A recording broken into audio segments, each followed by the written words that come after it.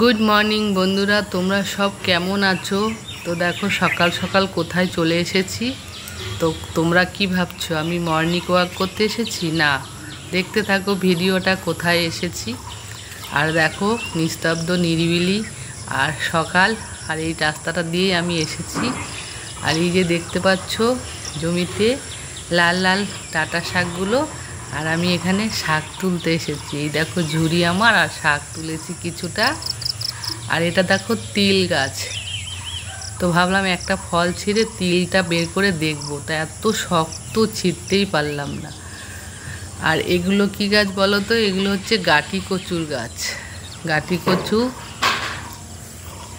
এখন ছোট ছোট, এগুলো এখনও অনেক বড় হবে। আর এগুলো দেখো লাফা, এই গাছগুলোকে বলে লাফা, যেটা বরবটি বলে অনেকে। আর গ্রামের সিন দেখো কত সুন্দর লাগছে। আর পাখিদের একদম কিচিরমিচির ডাক, কত রকম পাখিরা ডাকছে।